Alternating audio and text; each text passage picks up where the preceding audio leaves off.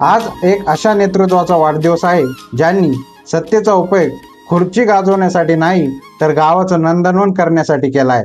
ज्यांच्या कामाची चर्चा आज साता समुद्र पार नाही तरी आपल्या संपूर्ण जिल्ह्यात सन्मानाने घेतली जाते. असे आमचे लाडके सरपंच श्री योगेश भाऊ रोडे पाटील. गावचा विकास हा कधीच एकटाचा नसतो. आपल्या गावावर लोकप्रिय खासदार संदीपानजी भुमरे साहेब आणि आमदार विलास बापूजी यांचा वरदहस्त आणि आशीर्वाद कायमच राहिला आहे. त्यांच्याच सक्षम मार्गदर्शनाखाली आणि सरपंचाच्या जिद्दीमुळे आज आपलं गाव विकासाच्या मुख्य प्रवाहात आलं.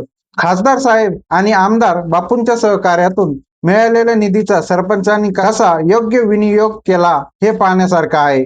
गावात आज जे भव्य सिमेंट रस्ते आणि पावसाळ्यातही दळणवळीचे सोयीचे करणारे पुलाचे काम दिसत आहे ते याच त्रिशक्तीच्या नियोजनाचं फळ आहे.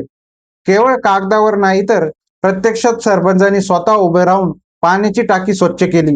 स्वच्छता अभियानात स्वतः झाडू हातात घेतला आणि प्रत्येक गल्ली स्वच्छ केली. आमदार साहेबांचं वाढदिवसाचं औचित्य साधून झालेले वृक्षारोपण असो किंवा गावातील विविध विकासाचे कामं असो, प्रत्येक कामात पारदर्शकता दाखवली. सर्वांना सोबत घेऊन चालणं हे आपल्या सरपंचाचं खास वैशिष्ट्य आहे. बौद्ध विहाराचे काम असो किंवा गावातील इतर धार्मिक स्थळांचा विकास असो, त्यांनी सर्व समाजाला एकत्र घेऊन प्रगती साधली आहे. गरिबांच्या स्वप्नातील घरकुल योजना यशस्वीपणे राबवून अनेकांच्या डोक्यावर हक्काचं छप्पर दिलंय. खासदार संदीपानजी भुमरे साहेब आणि आमदार विलास बापूंजी यांच्या आशीर्वादाने आणि आपल्या सरपंचाच्या कष्टाने गावाचं रूपच पालटलं आहे. नवीन ग्रामपंचायत इमारत ही आपल्या गावाचं अस्मितेचं प्रतीक बनलं आहे.